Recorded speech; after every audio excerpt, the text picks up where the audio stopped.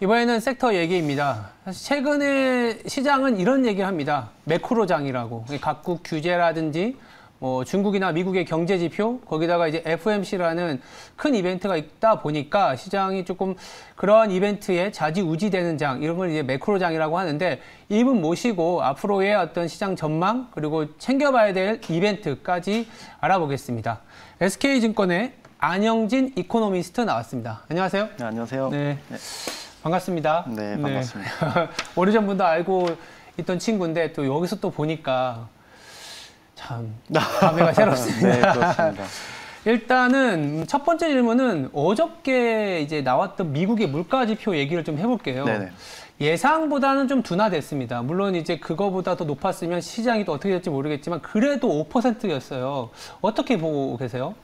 일단 높은 거는 분명한 사실이었습니다. 그렇죠. 근데 이제 팩트는 기대치보다 낮았다. 이게 이제 조금 생각할 만한 포인트인 것 같고. 네. 그래서 저희들이 이걸 해석하는 방법은 일단은 피크에 대한 생각은 계속 하고 있고요. 근데 이제 여기서 이제 계속해서 이제 둔화되는 국면으로 갈 거냐, 연준이 계속해서 말을 하고 있는 일시적으로 평가하고 있는 그림으로 계속 해석을 해야 되는 거냐에 대한 부분이 될 건데, 뭐 저희의 해석은 그렇지 않다. 계속 피크는 찍었겠지만 서서히 매우 천천히. 그래서 의미 있는 인플레이션 압력이라는 거는 내년 상반기까지 계속 될 거다라는 생각을 하고 있고, 네. 그래서 어제 같은 경우에 이게 기대치를 밑돌았다고 해서 이게 통화정책 정상화에 대한 기대치를 낮추면서 달러화가 순간 급락했습니다. 맞아요. 근데 저희는 사실 과도한 시장 반응이었다고 보고 있고, 통화정책이 지연된다거나 뭐 투자자들이 뭐 희망하는 바이겠죠. 근데 그런 가능성은 좀 낮지 않을까. 그래서 가던 길은 계속 갈 거다라는 생각을 하고 있습니다. 그래서 어저께 사실 미국 주가가 초반에는 좀 좋았는데 네. 계속 흘러내렸거든요. 그래서 저도 이 리프레시 오프닝 차트로 미국의 케이스 실러 대표적인 주택가격 지표잖아요. 네, 그렇죠. 그거랑 그 쉘터 CPI, 즉 이제 주거 비용과 네. 관련된 차트를 넣어놨어요. 아까 이제 말씀하신 게 뭐냐면 내년까지도 물가 상승이 어쩌면 계속될 수 있다. 네. 그리고 어제 나온 것 중에 약간 둔화된 게 그 델타 변이 바이러스로 인한 리오프닝과 관련된 섹터들이 맞습니다. 지표가 좀 부진했거든요. 네. 그러니까 저는 고민인 게 델타 변이가 조금 축소되고 있기 때문에 확진자가 그러면 그 관련된 물가 올라올 거고, 거기다가 우리나라도 문제지만 미국은 이 핵심 물가 지표 중에 아시는 것처럼 주택 비용이 네. 40%거든요. 40%죠. 이게 물가 높아진다면 테이퍼링 속도 내지는 어쩌면 내년에 금리 인상 속도까지 빨라지는 거 아니냐. 이건 또 네. 어떻게 보세요? 그 정도 테이퍼링에 대해서는 뭐 크게 뭐 다른 생각을 하지는 않고요. 만약에 그런 상황이 지속이 되고 물가적인 요소가 아마 경기를 조금 더 훼손시키는 방향으로 부정적인 영향으로 미칠 거라는 전망을 한다면 네. 아무래도 뭐 기준금리 인상에 대한 그 스텝은 좀 더 엄밀하게 생각해 볼 여지는 있을 거는 같아요. 근데 저희가 지금 당면하고 있는 테이퍼링과 관련해서는 뭐 일단 통화정책이라는 것 자체가 테이퍼링과 관련해서는 경기에 미치는 효과는 상당히 제한적이라는 게 중론입니다. 그래서 금리적인 요소는 경기와 상당히 유의미한 상관관계를 갖기 때문에 많은 신중한 판단이 필요하겠지만 테이퍼링이라는 이 자산 매입과 관련해서는 금융시장의 측면이 강하기 때문에 최근 들어서 미국뿐만 아니라 우리나라도 지금 뭐 기준금리를 올리는 이유 자체가 네. 경기가 좋아서가 아니거든요. 맞아요. 그래서 금융시장에 나타나는 불균형이라든지 불안정한 것들에 대한 조정 기능으로서 통화정책 정상화를 하고 있는 거기 때문에 그러한 말씀 주신 그런 부분에 대해서는 테이퍼링 일정과 관련해서는 큰 영향력은 좀 제한적이다. 근데 이제 이 시장에서는 그런 얘기가 있거든요. 테이퍼링 이제 다 알고 있기 때문에 아무 문제 안 된다. 근데 테이퍼링이라는 게 아시겠지만 지금 월 1,200억 달러를 네, MBS, 즉 모기지와 주택시장과 관련된 증권과 이제 국채를 사주고 있는 거거든요. 이거를 뭐 1,100억 달러일지 1,000억 달러일지 모르겠지만 줄여주는 과정이긴 한데, 근데 사실 그 유동성의 힘으로 주택가격도 올라오고 있는 거거든요. 그래서 테이퍼링이 아무 문제가 아니다라는 거에 대한 것도 저는 사실 요새 와서는 좀 고민인 것 같고, 기준금리도 굉장히 밀어놨다고는 하지만 금리가 내지는 연준의 파월 의장이 사실은 인플레이션에 대해서 너무 일시적이라는 얘기를 해놨기 네, 때문에 맞아요. 인플레이션이 발생하면 빠르게 움직일 수 있거든요. 네, 그렇습니다. 어떻게 생각하세요, 그 부분? 그래서 이제 인플레이션에 대한 궤적을, 그러니까 전망을 하는 게 그러니까 정책 당국 입장에서는 되게 중요한 것 같아요. 그렇죠. 그래서 워낙에 이제 일시적으로 의사 표명을 해왔기 때문에 네네. 인플레이션에 대한 걱정을 그렇게 하지 말아라라고 뉘앙스를 풍겼지만 사실 지금 제가 보는 포인트, 그러니까 연준의 해석과는 다른 해석을 하는 이유는 저는 리오픈과 관련돼서 분명히 물가, 서비스 물가 쪽에서 견조하게 밑바닥을 받쳐주는 역할을 할 거라고 봅니다. 그래서 받쳐준다라는 거는 뭐 이게 약한 덜 수준? 떨어지고 거의 뭐 유지시키는 정도겠죠. 네네네. 근데 지금 보시면 상품 물가에 대해서는 거의 지금 엄청 높은 상태예요. 맞아요. 네, 기저효과가 워낙 크기 때문에. 네. 그래서 이런 부분에 대해서는 분명히 둔화가 진행이 될 거다. 근데 서비스 물가라는 건 결국은 지금 백신 접종률을 보셔서도 알겠지만 맞아요. 지금 뭐 7월, 8월 델타 변이에 의해서 일시적으로 좀 수요가 위축되는 효과가 있지만 네. 이게 순차적으로 언제까지 델타 변이가 있지만은 않을 거기 때문에 그리고 각종 봉쇄 조치가 또 해제되는 이런 구간에 접어들면 이 서비스 물가, 그러니까 대면 경제가 열리면서 나타나는 물가 요소라는 건 생각보다 좀 견조할 가능성이 있다. 이렇게 판단이 됩니다. 알겠습니다. 그리고 이제 시장에서 아까 이제 테이퍼링은 이제 아무도 관심을 안 갖는데 또 하나 관심을 안 갖는 게 뎁실링치 부채 상환 협상이거든요. 네. 저는 이게 조금 껄끄러워요. 왜냐하면 그 엄청난 파급 효과가 있기 때문에 당연히 넘어갈 거야. 스무스하게 이렇게 얘기하는데 어제 이제 공화당 상원 의원이 이제 맥코넬이 무슨 소리야? 우리 합의 안 해줄 거야. 라는 얘기하고 있거든요. 일단 어떻게 보세요? 저는 이 재정 문제가 정말 중요하다고 맞아. 보고 있고 네. 제가 금방 전에도 말씀드렸지만 통화 정책이 경기에 미치는 효과는 상당히 제한적입니다. 네네네. 그게 연준 내부의 보고서를 통해서도 밝혀진 메시지이기도 하고 네네네. 그래서 코로나 이후에 어떤 경기 회복 국면을 보시면 네네. 극명하게 나뉘는 게 재정을 투입할 수 있었던 국가와 그렇지 않았던 국가가 사뭇 나뉘거든요. 그리고 이런 경기 회복을 달성한다고 했을 때 이 높아져 있는 과도한 부채 수준이 언제까지 지속될 수만은 없습니다. 맞습니다. 그럼 분명히 딜 레버리징이라는 조치가 필요한데 딜 레버리징은 역사적인 교훈을 보면 늘 위기를 동반을 했었거든요. 항상 위기가 없었어요. 그래서 지금 시점에서 정책 당국자들이 판단할 수 있는 부분이 이렇게 높아져 있는 부채 상황에 대한 정상화도 분명히 언젠가는 고려가 돼야 되겠지만 그 시점에 대한 판단을 할 때는 아직은 멀었다라는 생각을 할 것 같아요. 그래서 분명한 거는 지금 뭐 의회에서든 아니면 옐런 장관이 나와서 10월 달까지 되지 않으면 이게 엄청난 파급 효과가 일어날 거다라고 하는 건 정말 이론적으로 충분히 얘기하고 의뢰 정책 당국자라면 이야기해야 되는 것들이긴 한데 과연 미국 의회 뭐 공화당 측에서도 부채 한도를 원활하게 합의해주지 않고 현재 부채 수준을 감축해야 되겠다는 결론으로 이루어낼 경우에는 경기에 미치는 파급 효과는 상당히 부정적일 수 있다고 그렇죠. 보고 있고. 그래서 만약에 디폴트가 되면 어떻게 될까요? 디폴트가 나면 사실 디폴트도 지난 뭐 2010년대 들어서 그렇죠. 수번에 걸쳐서 연방정부 디폴트가 일시적으로는 났습니다. 그렇죠. 그래서 그때마다도 생각했던 것보다는 오랜 시간이라든지 아니면 부정적인 파급 효과가 강하지는 않았어요. 워낙 그게 예견이 됐기 때문에 긴급 조치를 발동한 측면 그리고 의회에서 합의가 된 측면이 있기 때문에 파급 효과가 없었는데 일단은 뭐 그런 실제로 그게 현실화가 된다면 아주 큰 파급 효과가 있기 때문에 실제로 이 경기에 대한 효과 그리고 여전히 코로나 국면에서 정책적으로 뒷받침을 해야 된다는 생각들을 한다면 이 딜 레버리징에 대한 시점은 좀 꽤 뒤로 밀릴 가능성이 있고 실제로 부채 한도에 대한 이슈 자체가 어떤 디폴트와 맞물려서 어떤 좀 부정적인 파급 효과를 확산시키기에는 좀 다소 무리가 있지 않나라는 생각을 하고 있죠. 알겠습니다. 미국에서도 아직은 해결된 건 아닙니다. 테이퍼링도 시작된 것도 아니고 부채 한도 협상도 사실은 이제 지나봐야 되는 부분이라서 이 정도까지 얘기하고 그러니까 저희들이 얘기하는 와중에 어떤 얘기가 있었냐면 물가가 생각보다 높은 수준을 유지할 것이다라는 거거든요. 최근에 이제 문제는 인플레이션, 이제 물가 높으면 인플레이션 베팅하면 되잖아라는 얘기가 있었는데 어느새 쏙 들어갔어요. 왜냐하면 고용의 속도나 소비가 생각보다 안 올라오고 있거든요. 오전에 중국 지표도 보시면 아시겠지만 굉장한 쇼크였습니다. 그래서 나오는 얘기가 인플레이션, 디플레이션이 아니라 스태그플레이션 얘기가 나와요. 그러면 우리나라에 어떤 영향이 있을까요, 기업들한테?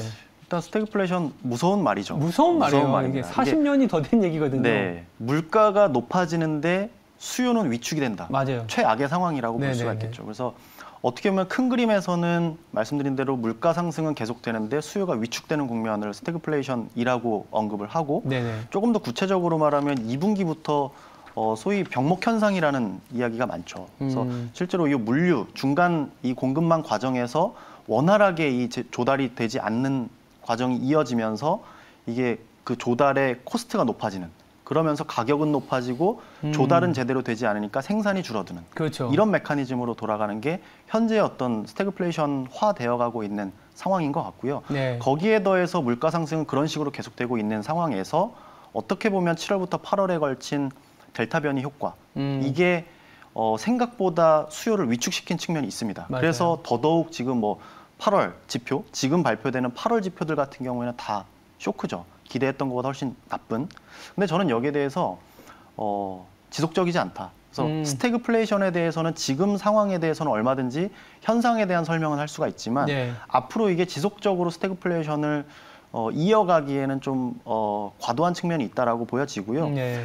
만약 이게 스태그플레이션이 지속되지 않는다는 판단은 하고 있지만 현재와 같은 스태그플레이션화 되어 있는 상황은 국내 기업들 입장에서는 좋지 않을 수밖에 없습니다. 왜냐하면 우리나라의 경제 구조를 보면 기본적으로 수출 그리고 중간재, 맞아요. 뭐 부품단, 그러니까 최종재보다는 부품과 중간재의 어떤 부가가치를 만들어내는 기업들이 대기업 중에서도 많죠. 그래서 맞습니다. 이런 측면이라면 오히려 그 중간에서 발생되는 비용 측면 그리고 불확실성, 가격적인 불확실성 그리고 물량을 맞춰야 한다는 그 시점에 대한 불확실성 이런 것들은 기업 활동에 결코 좋은 영향은 아니죠. 그래서 이런 상황이 지속되면 사실 우리 기업들 그리고 우리 시장 입장에서는 상대적으로 더 좋을 게 없다 이런 생각을 하고 있습니다. 그러니까 이런 이제 미국의 문제도 있지만 글로벌리 이제 스태그플레이션의 고민도 있고 한 가지 이제 해결 방안은 그러니까 중국이 굉장한 경기 부양을 해주면 되거든요. 근데 오전에 중국 소비 지표도 네.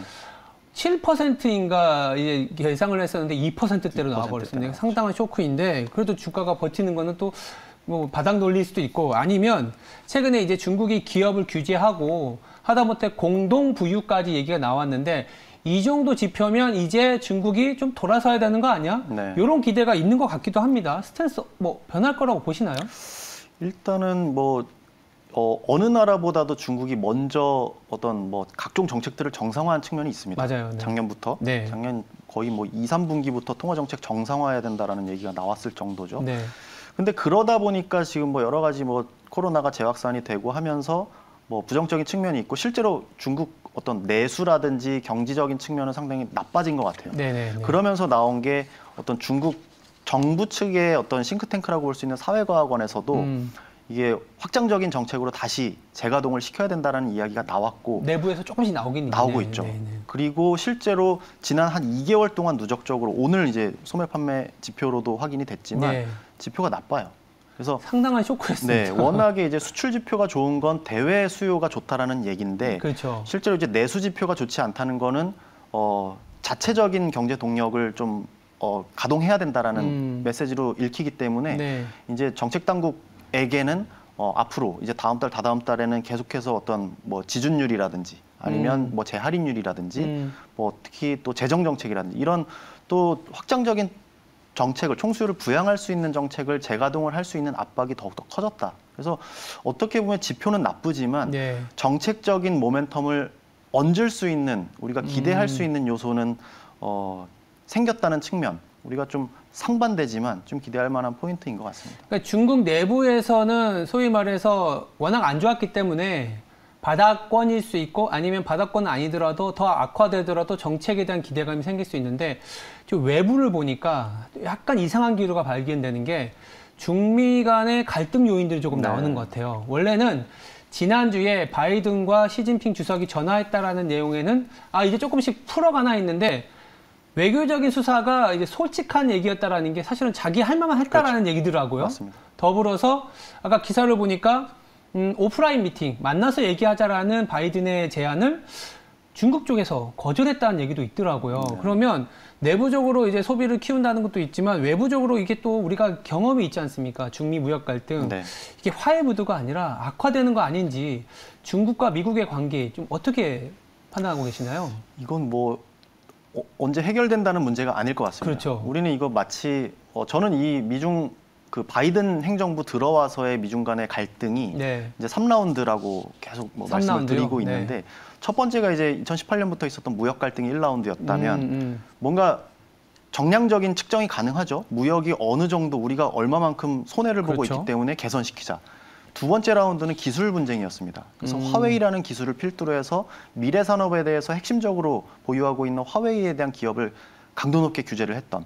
근데 지금은 3라운드는 체제 경쟁입니다. 그렇죠. 그래서 단순히 미국과 중국 간의 분쟁이 아니라 동맹국을 형성을 하면서 진영 대 진영 논리로 지금 접근을 하고 있고, 그래서 유럽과 뭐 일본 그리고 인도, 뭐 호주 다 이렇게 동맹 국가를 미국 측에 형성이 되고, 뭐 중국과 러시아나 북한 이렇게 이제 진영 대 진영 논리로 하고 있고, 그 사이에서 여러 가지 뭐 신장 위구르 지역 사태라든지 또 미얀마 사태라든지 이런 좀 간접적인 사항도 다 요 진영과 진영 논리로 지금 다 하고 있는 상황이기 때문에 단순히 경제적인 차원을 넘어서 정치 논리야말로 그야말로 정성적인, 그러니까 어떤 이유를 갖다 대도 갈등을 유발시킬 수 있는, 그래서 계속되는 이 갈등 구도 속에서 어떤 국제 정세는 좀 불안정한. 네. 그래서 심지어 이런 얘기도 있죠.